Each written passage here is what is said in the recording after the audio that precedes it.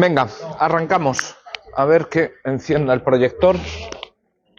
Ayer empezamos a ver los enunciados subsuntivos, punto 3.2 del programa, que se llamaba sorpresa, enunciados subsuntivos. ¿Cómo? ¿Todo bien? Sí. Vale. Y vimos que había dos tipos, os puse dos ejemplos de enunciados subsuntivos. Ahora lo que vamos a ver vamos a ponerle nombre a esos enunciados subsuntivos. Vamos al punto 3.2.1. Tipos,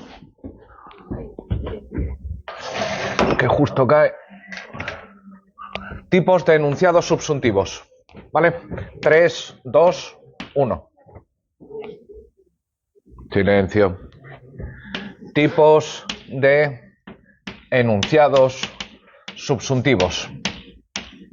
Os dije, hay dos posibilidades. Yo puedo considerar a Pepe. Pepe es una persona que está aquí. Pepe forma parte de la categoría de las personas altas, ¿vale? Pero también puedo decir que los tomates en general, el género forma parte de una categoría más amplia, la especie, ¿sí? Mirad, en el primer caso lo que estoy haciendo es meter un sujeto en una categoría. Un sujeto, un objeto, un hecho, una acción, un evento. Pero es siempre algo singular, algo del mundo real, ¿vale? A este primer tipo de enunciados los llamamos enunciados subsuntivos individuales. Pepe forma parte de la categoría de las personas altas, ¿vale? Sin embargo, junto a los enunciados subsuntivos individuales, tenemos también los enunciados subsuntivos genéricos. ¿Qué es un enunciado subsuntivo genérico? Cuando lo que metemos no es un individuo, a Pepe, sino una clase, un grupo, una categoría, los tomates, las personas altas, lo que queráis, lo metemos una categoría en otra categoría. Los tomates forman parte de las frutas, las patatas de los tubérculos. El abuso sexual forma parte de los delitos contra la indemnidad sexual. Los delitos contra la indemnidad sexual forman parte de la categoría de los delitos. Campo semántico, categoría. ¿Qué es una categoría? Para nosotros, categoría va a querer decir lo mismo que concepto. ¿Y qué va a querer decir concepto? Lo mismo que significado. ¿Sí? Cuando digo esto, cojo un tomate en concreto y digo, esto forma parte de la familia de los tomates. A ver, ¿qué es lo que estoy haciendo? Lo que estoy haciendo es decir que ese sujeto individual, este objeto del mundo real, cumple con los requisitos que ponemos para que algo cuente como un tomate.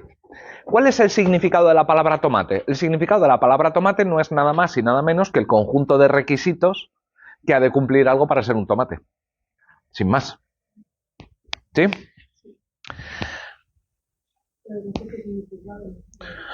A ver, ¿recuerdas lo que eran los significados? Mira, eso lo vimos en el tema 1. Por cierto, ¿el jueves a la 1 tenéis algo? Sí. Es que la semana que viene estamos llenos de seminarios. Este jueves, mañana, ¿tenéis algo a la 1?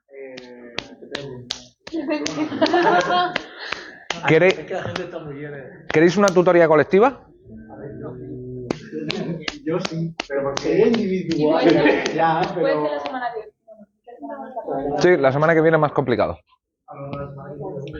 ¿Quedamos tú y yo? Si no hay nadie más interesado. Quedamos. Escríbeme, de hecho, un mail, ¿vale? Pero una cosa. Sí. ¿Por qué no la dejamos para ya cuando vayamos a acabar? ¿Vale? Es que ahí habrá otra. porque ahí habrá el pánico total. La semana del examen, nuestro examen cae en viernes, lunes, martes haremos una tutoría, aunque será online, ¿vale? El significado.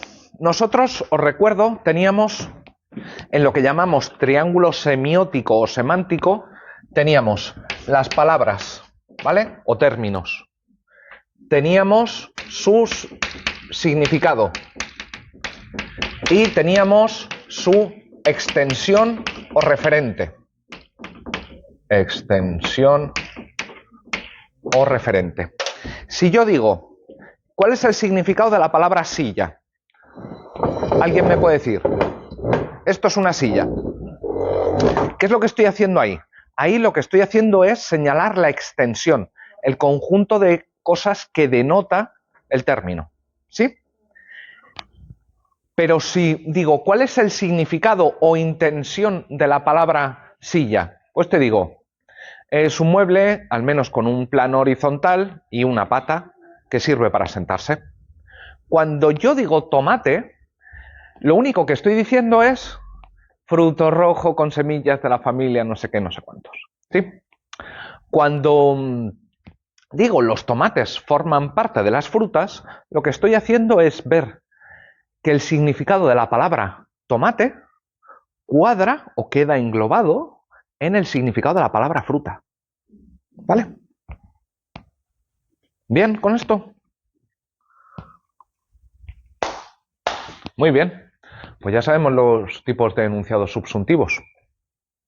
Lo que pasa es que los enunciados subsuntivos complican nuestro esquema de justificación inicial que vimos, mediante subsunción que vimos ayer. Quien mate 15 años de cárcel, Juan mató, Juan 15 años de cárcel. ¿Por qué nos lo complica? Porque en realidad nuestros enunciados o nuestros razonamientos en la sentencia no... Sí. ¿El complicar es una justificación interna solo? No, todo. Vale. ¿Por qué? Mirad, vamos a poner un ejemplo. Pongamos que estamos en un ordenamiento jurídico que pena el intento de suicidio. Así que vamos a tener la norma según la cual si intento de suicidio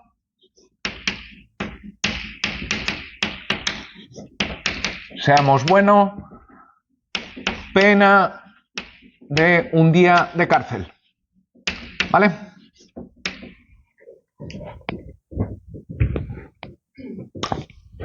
Por suerte no ha sucedido nunca. Premisa fáctica. Álvaro se intentó suicidar.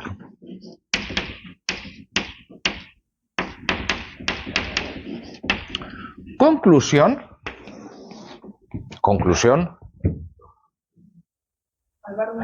Gracias. Conclusión, Álvaro, 1 día de cárcel. ¿Pero qué es lo que hizo exactamente Álvaro? ¿Intentó suicidarse?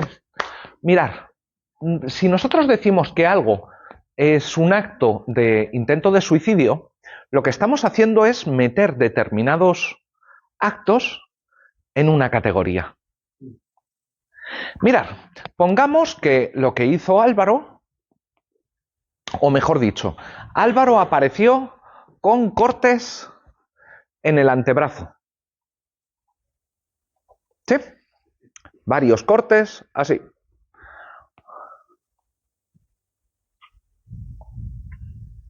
¿Tener cortes aquí equivale a haberse cortado las venas? Depende del corte, ¿no? Depende del corte. ¿Qué es lo que hemos hecho aquí? Aquí lo que hemos hecho ha sido coger un enunciado sobre un hecho individual. Álvaro apareció con cortes en el antebrazo. Y pongamos cortes antebrazo Y aceptemos que eso cuenta como cortarse las venas.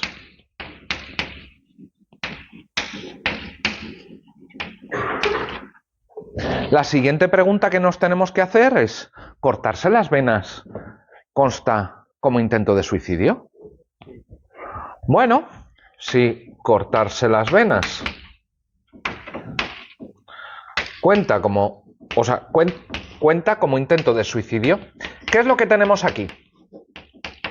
Aquí lo que tenemos en primer lugar es un enunciado de subsunción individual, porque hemos pasado de unos hechos a una categoría. La categoría es cortarse las venas. Nosotros hemos visto que Álvaro se ha cortado las venas. Hemos visto que Álvaro tiene cortes en el brazo. ¿Yo esto lo puedo subsumir dentro de la categoría cortarse las venas? Bueno, puede ser discutible, pero aceptemos que sí. ¿Cortarse las venas es una forma de suicidarse? Bueno,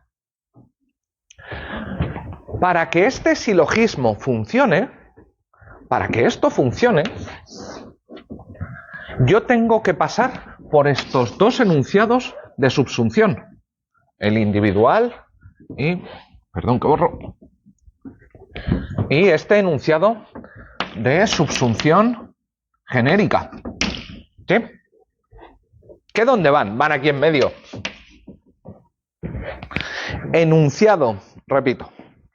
Para que el silogismo funcione, tengo que decir que el hecho que yo me he encontrado, Álvaro apareció con cortes, forma parte de una categoría. ¿De qué categoría? Pues al menos de cortarse las venas. ¿Sí? Y después tengo que afirmar que cortarse las venas es una forma de suicidio o de intento de suicidio. Están metiendo el cortarse las venas en la categoría de suicidio. Al menos de intento de suicidio. Intentas definir, digamos, la propiedad de una categoría. No, lo que estoy haciendo es meter una categoría en la otra. Ya estoy presuponiendo cuál es la definición de cada categoría. Lo que estoy viendo es como cuando éramos pequeños y nos daban aquellos juguetes, insisto en la metáfora, en que tenías que meter determinadas formas por determinados agujeritos. Tenías las cosas esféricas, las cosas cuadradas, las estrellitas. Estamos haciendo exactamente lo mismo. Pero eso porque surge un problema, digamos, de vaguedad. ¡Ole! Muy bien. Ya sabemos cuáles son los problemas de los enunciados subsuntivos. Punto 3.2.2. Los problemas de subsunción son los problemas de vaguedad.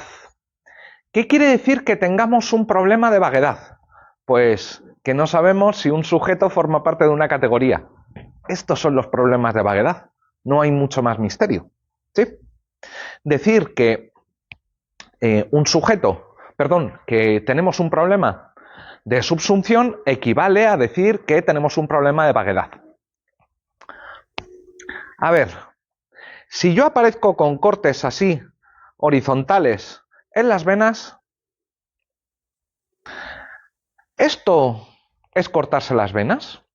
En horizontal no. ¿Por qué? Porque va a en vertical. No tiene por qué. Es prácticamente imposible cortarse las venas así y suicidarse así. O sea, es que no hay tu tía. O te cortas el brazo directamente, pero no. De hecho, aquí lo que nos encontramos es un problema clásicamente de subsunción. Mirad, los problemas de vaguedad o problemas de subsunción los representamos de la siguiente manera. Porque de nuevo lo que conviene es representación gráfica. Mirad, con los problemas o cuando nos enfrentamos con un problema de vaguedad, lo que tenemos es un término o concepto, un significado, una categoría. ¿Vale? Sigamos con la de intento de suicidio.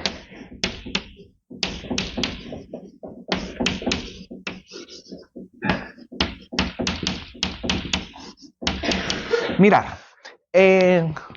casos de intento de suicidio los tenemos algunos muy claros. Mirad, si te tiras al tranvía, pues es un caso claro de intento de suicidio, probablemente exitoso. ¿Sí? A ver, si pretendes suicidarte comiéndote 3 aspirinas, pues lo que te va a pasar es que vas a terminar en urgencias o ni siquiera eso. Se te va a poner el corazón así, pero hasta ahí. Ese es un caso claro de no suicidio, tomar aspirinas. ¿Dónde se producen los casos de vaguedad? Mirad, el problema es que el significado de intento de suicidio tiene zonas claras, casos de aplicación claro,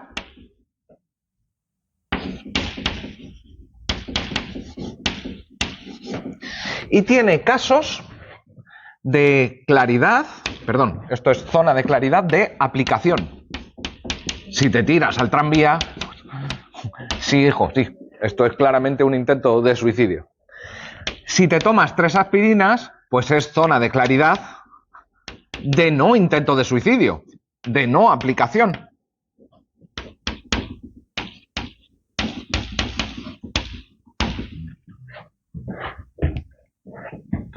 ¿Cuál es el problema? Pues mirar, el problema es que dentro de la idea de intento de suicidio hay algunos casos que están aquí, en la frontera, y que llamamos casos dudosos o oscuros. ¿Os acordáis que vimos ya que eran los casos claros y los casos oscuros? ¿Cómo? Uy, depende de cómo reconstruyan los conceptos jurídicos indeterminados. Cuando existían soluciones o algo así que eran dudosas, no se sabía cuál era la solución o algo así. Exactamente. O sea, por ejemplo, el ordenamiento prevé una solución, pero no se estaba seguro de que era... El caso de cortarse las venas nos produce dudas. Es un caso oscuro. ¿Vale? ¿Qué tipos de vaguedad encontramos? Encontramos 3 tipos de vaguedad. 3 formas de vaguedad. Esto es un clásico que lo pregunté, ¿eh? ¿Qué es la vaguedad y cuáles son sus tipos?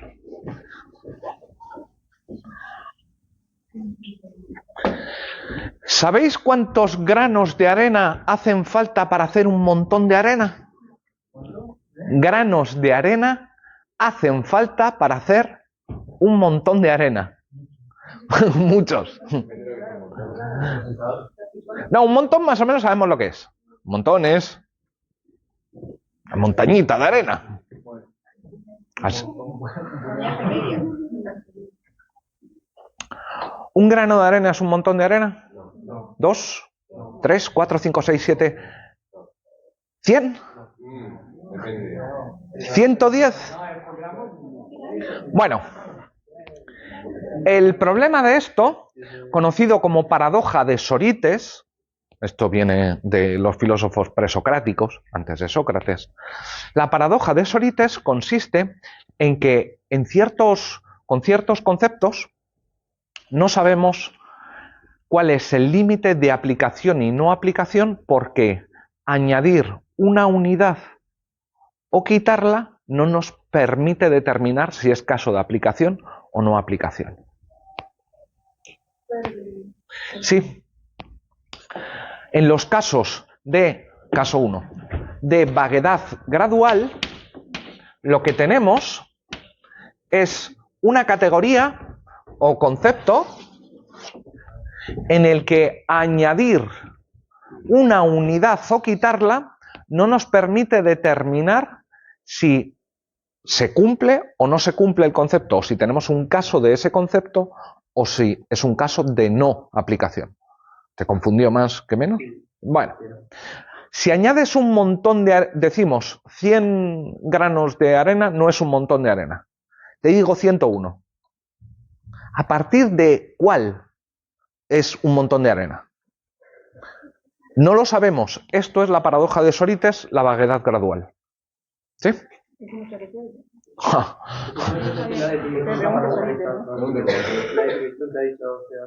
¿Repite?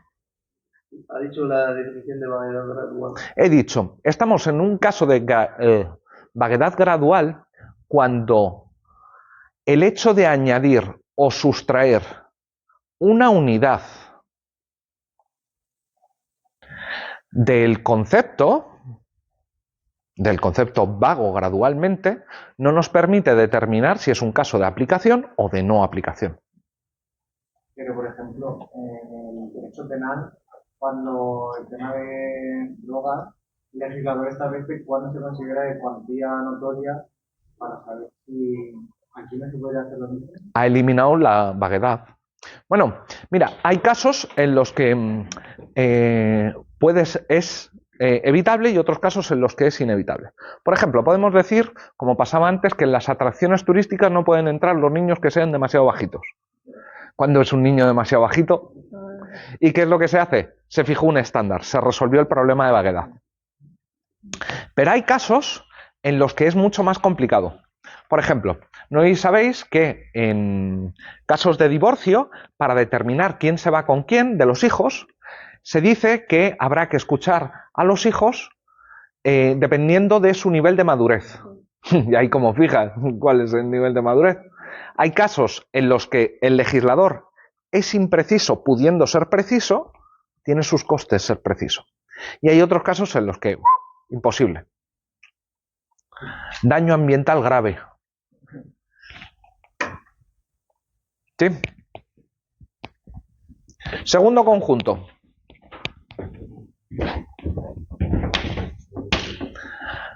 Vaguedad combinatoria. El primero era el de la paradoja. Sí. Segundo, vaguedad combinatoria.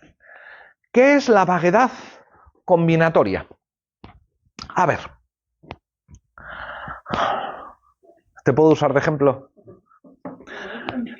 ¿Prefieres cómo te gusta una persona a nivel afectivo? No te pregunto si chico o chica. Venga. Cariñosa, ¿qué más? Amable, que te deje querer. Ay, te deje querer. ¿Algo más? Lista. Venga, con estas 4 nos vale. Hemos dicho cariñosa, amable, amorosa, que se deja querer y lista. ¿Vale? Ay, ¿es Arturo? Adrián.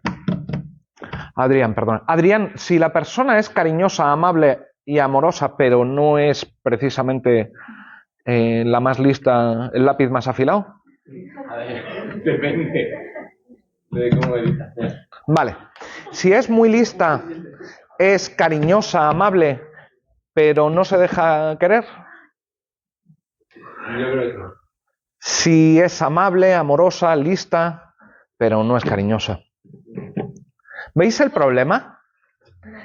El problema es que tenemos diferentes condiciones y no sabemos cuántas de ellas ha de cumplir un sujeto para formar parte de la categoría le gusta a Adrián.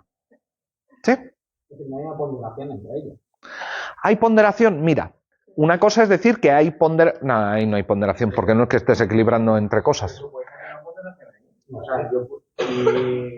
La semana que viene os cuento que es una ponderación. O sea, pero quiere decir que si te puedes coger el sentido de si es amable, amorosa y lista, pero no es cariñosa, aún así puedo seguir. Nadie dice que no. El punto es que no sabemos cuáles son las condiciones conjuntamente necesarias y suficientes para que cumpla le gusta a Adrián. Todas, bueno, si cumple todas, sí, pero si falta alguna. ¿Y en qué grado tiene que faltar esa? ¿Y en qué grado tiene que faltar una? Cuando no se sabe las propiedades del líquido. Cuando no se saben las propiedades conjuntamente necesarias y suficientes. ¿Cuándo pasa esto en derecho? Cuando llega el legislador y te dice, mira, os pongo de ejemplo a mí mismo. Para ser profesor universitario, titular de universidad, tienes que cumplir los siguientes ítems. No todos, solo algunos. ¿Con cuántos consigues que te hagan conseguir la habilitación de profesor titular? Ni puta idea. Caso de vaguedad combinatoria. Por ejemplo, ¿es imprescindible haber publicado un número de artículos científicos? Hay un mínimo, pero más allá de ese mínimo, pues no pasa nada si no lo cumple. ¿Es necesario haber dado 1500 horas de clase? ¿Es necesario haber hecho no sé qué? ¿Es necesario? Pues puedo quitar varios. Si los quito todos, desde luego que no. Pero no sabemos la suma de... qué concreta suma de elementos nos permite decir sí, vas a ser profesor universitario. Es porque tenemos las condiciones suficientes, pero no sabemos si son las necesarias. No sabemos ni siquiera si son conjuntamente necesarias y suficientes. No sabemos qué combinación de estas es necesaria y suficiente. Para que este concepto entre dentro de la categoría. Para que sea aplicable el concepto. ¿Sí? Para que entre dentro de la categoría, ¿no? Para que un sujeto entre dentro de una categoría. Un ejemplo personal. En el caso de mi abuelo solicitamos la ley de dependencia. ¿Ya? Y hay un baremo, hay unos puntos. Ahí. Y al principio no nos lo dieron porque faltaba un requisito. Entonces, ahí sí que hay... No te estoy diciendo que todo el derecho tenga problemas de vaguedad combinatoria.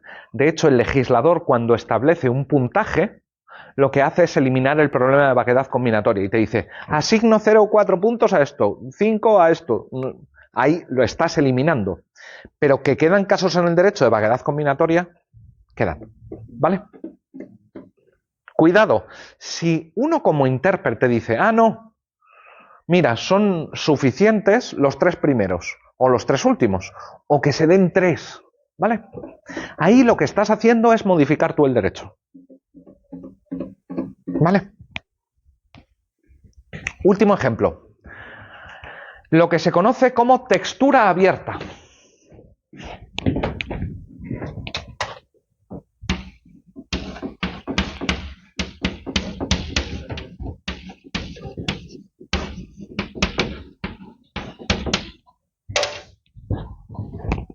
Mirad, esto algunos autores lo han explicado diciendo que, sí, venga, el legislador no puede prever todos los casos posibles, porque la imaginación del legislador es limitada y hay casos que simplemente no va a poder prever y que no vamos a saber si encajan bien en la norma. El caso clásico o el caso clásico reconvertido es: tienes prohibición de entrada de vehículos en el parque. ¿Qué vehículos? Vehículos. En el parque. Prohibición de entrada de vehículos en el parque. ¿El patinete eléctrico es un vehículo? ¿Veis que surgen problemas? ¿Por qué? Porque cuando el legislador puso prohibida la entrada de vehículos, no estaba pensando en los patinetes eléctricos porque no existían, básicamente. Así que no. Otro caso. Secreto de las comunicaciones. Inviolabilidad del secreto de las comunicaciones. ¿La inviolabilidad del secreto de las comunicaciones incluye tus conversaciones con un bot de inteligencia artificial?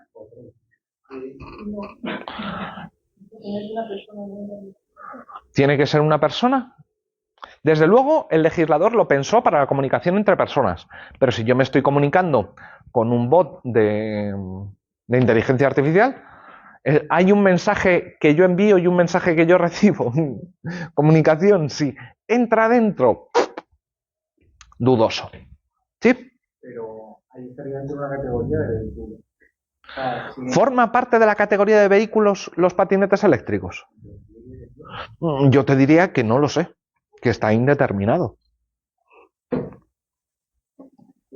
Pero vamos, te puedo poner 1.000.000 de ejemplos más. Yo qué sé. Mira, hubo una ley en la Florencia medieval que, debido a la multiplicación de duelos en las calles, puso una pena además muy alta frente al derramamiento de una gota de sangre. Si había derramamiento de una gota de sangre, el responsable era castigado severísimamente. Problema: los barberos empezaron a afeitar en la calle. El derramamiento de sangre del barbero, si te corta sin querer, ¿cuenta como derramamiento de sangre? Pues se dio el problema y hubo alguno que se fue para adelante. ¿Sí? Así que, respuesta, no lo sabemos.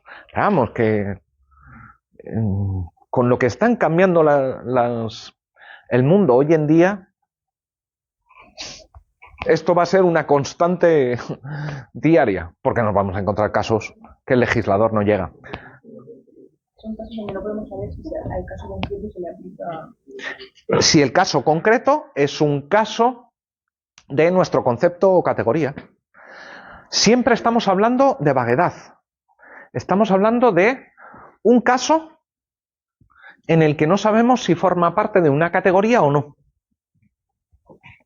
Entonces, ¿cuál sería la definición de este tipo de vaguedad? De este tipo de vaguedad hay casos individuales que no sabemos si entran o no porque la imaginación del legislador no los ha podido prever. No es que los haya previsto y haya decidido dejarlos fuera, es que ni siquiera se le ha pasado por la cabeza.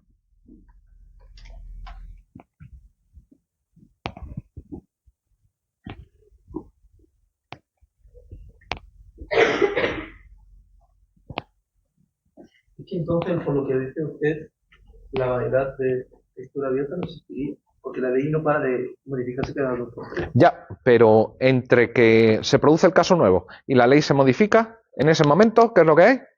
Textura abierta. En el supuesto de que el legislador decida hacer algo, que muchas veces no. ¿Sí? ¿Bien? ¿Dudas? ¿Preguntas? Pregunta clásica de examen, ¿eh? O sea, más clásica no lo hay. Como teoría, como... Los dos.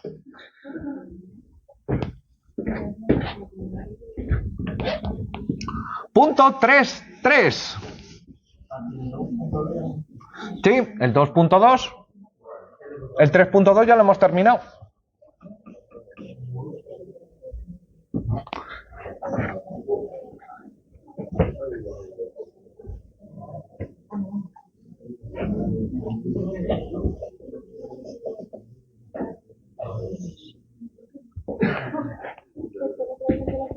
¿Todo bien?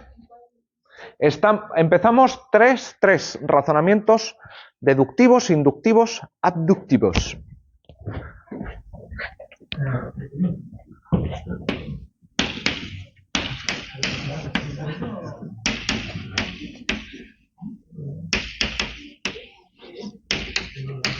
Mirad, vamos a empezar con la separación o la distinción entre los 3 tipos: deductivos, inductivos, abductivos.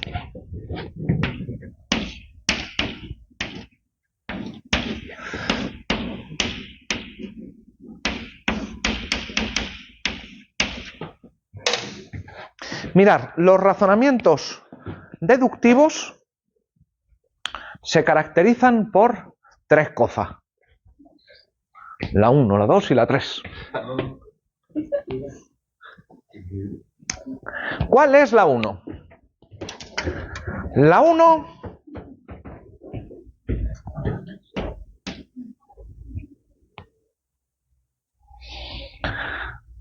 A1. La 1 es que, como vimos en el punto 3.1, la corrección de las premisas garantiza la corrección de las conclusiones.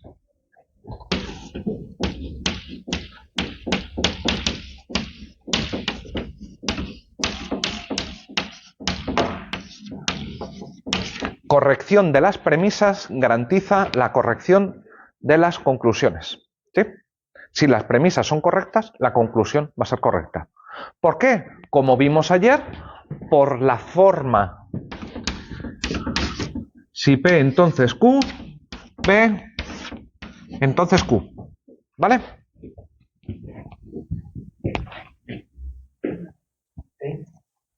¿Cómo que te...?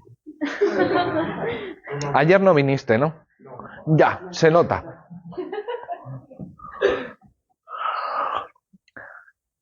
Si todos los hombres son mortales, o si eres hombre, eres mortal.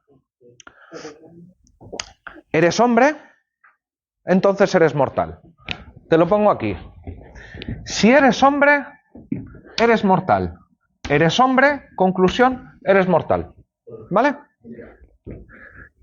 Quien mate, 15 años de cárcel. En los razonamientos deductivos, este es un tipo, en los razonamientos deductivos, la verdad de las premisas garantiza la verdad de la conclusión o la corrección. Aquí nos va a dar lo mismo. ¿Bien, Pepe? ¿Sí? Pero profesor, entonces, ¿está haciendo que la característica de un modelo es que siempre tiene una interna? No, no es que siempre sea justificación interna. Es que la característica intrínseca de los razonamientos deductivos es que, bueno, en cierto sentido sí, que si el argumento está justificado internamente, se garantiza la verdad de la conclusión.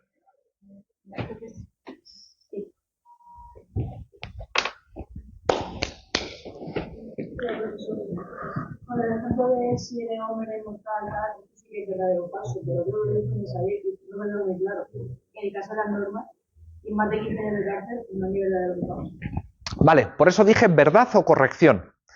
Y dije, no me voy a meter todavía en corrección. ¿Por qué? Porque corrección va a ser corrección en última instancia corrección interpretativa, tema 4. ¿Vale? Corrección no moral, corrección de que esté justificado usar esa premisa, porque es el producto de la interpretación de...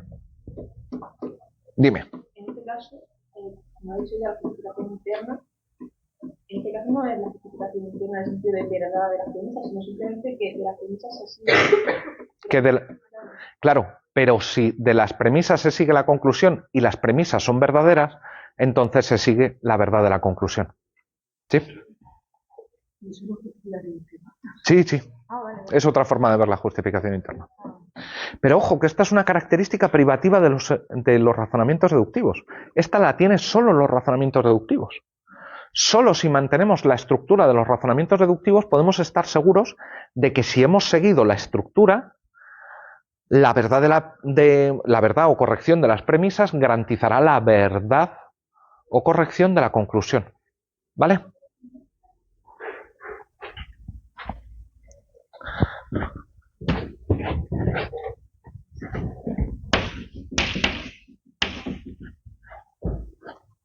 La conclusión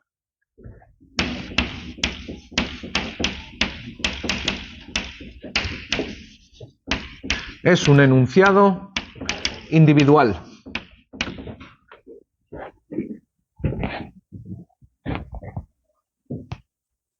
Quien mate 15 años de cárcel. Pepe mató. Pepe 15 años de cárcel. Pepe 15 años de cárcel es un enunciado individual. O todos los hombres son mortales, Adrián es un hombre. Adrián es mortal. Conclusión. ¿Sí?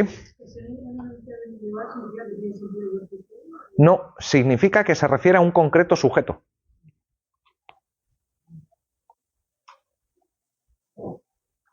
Podemos distinguir entre enunciados generales que hablan de una clase y enunciados individuales que hablan de un sujeto. Un sujeto, un hecho.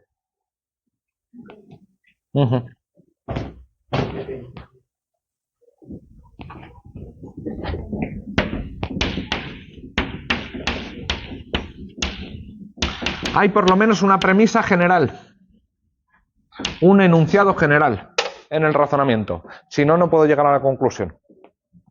De lo general pasa a lo particular. Efectivamente. Que sería el primer enunciado. Claro, el general. ¿Que no entendéis lo de premisa general? Sí. Todos los hombres. Aquí es un enunciado general. Estoy refiriéndome a una clase. ¿Sí? En un enunciado En un razonamiento deductivo tiene que haber un enunciado general, si no, no funciona. Aunque en realidad esto, no pasa nada.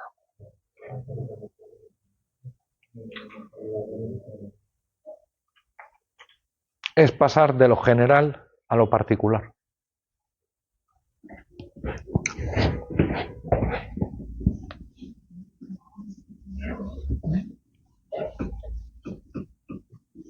Razonamientos inductivos.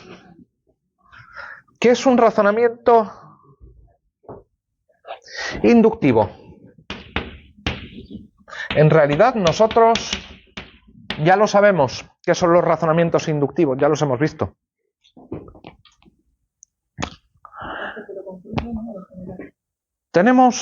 Observamos que hay un pato y vemos que el pato es negro y verde. Enunciado 1, enunciado por supuesto individual 1, individual 1, pato negro. Enunciado individual 2, pato negro. Enunciado individual 3, pato negro. Enunciado individual X, pato negro. ¿Qué se puede concluir de aquí? ¿Qué has dicho? Lo que se puede concluir es todos los patos son negros. Espera.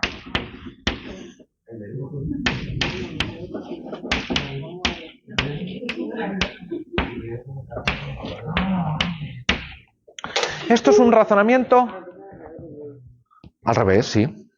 Paso de enunciados observacionales individuales, un pato, dos patos, la vida es un pato,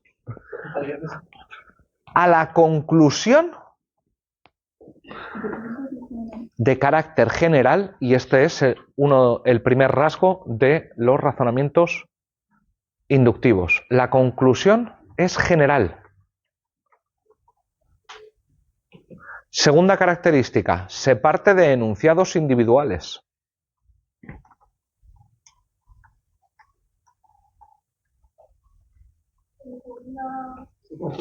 Primera característica, la conclusión de un razonamiento inductivo es un enunciado general. De los inductivos. Razonamiento de tipo, enunciado de tipo general. Segundo, entre las premisas tiene que haber enunciados de carácter individual. Lo que tiene que haber es que puede haber genéricos y también individuales. Puede haber genéricos, podría haberlos, pero entonces se hace más complicado. La forma más sencilla de verlo es solo con enunciados individuales.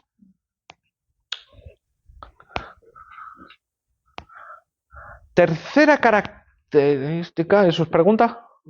Tercera característica. Los enunciados individuales son homogéneos. Esto no me pidéis que os lo explique porque lo vamos a ver vamos a entenderlo mejor cuando veamos los abductivos. Cuarta característica. La verdad de las premisas, la verdad del enunciado 1, 2, 3, 4, 5, infinitos hasta llegar a X, no garantiza la verdad de la conclusión.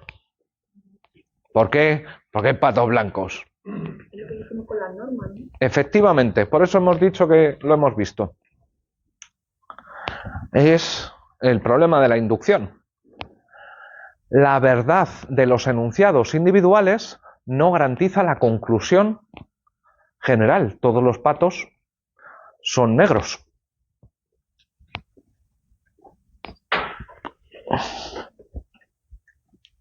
Uy. Ay.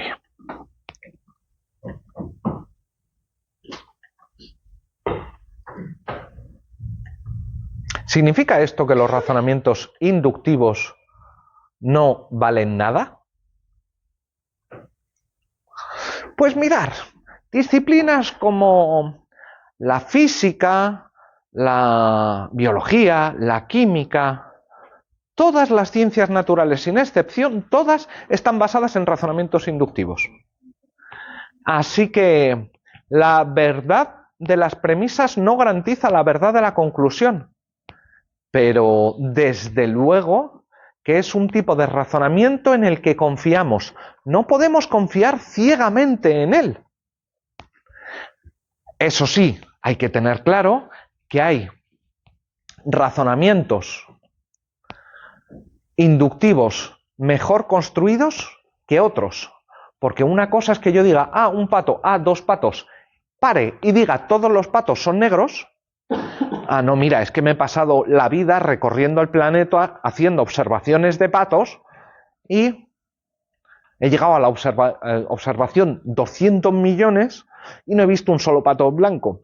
Hay en este sentido argumentos inductivos más débiles y argumentos inductivos más fuertes. Cuidado que eso ya es el punto 332, ¿vale?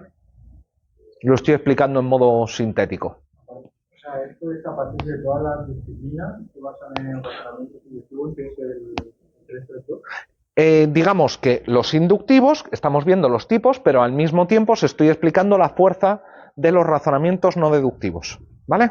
Estoy fusionando 331 y 332. Joder, ¿no te gusta? No. ¿No te gusta? No, he dicho Pues que a hay que yo joderse. estaba aún explicando el otro y tú me has saltado el otro. Simplemente los he fusionado. Entonces, Razonamiento deductivo, inductivo y aductivo y fuerza de argumento no Exacto. Se acabó el problema, ¿ya? ¿Ves? a los problemas ¿Más solucionados. ya? Sí. Gracias. Venga, hacemos la pausa y os cuento ya por separado los abductivos. Ahora hacéis desdoble.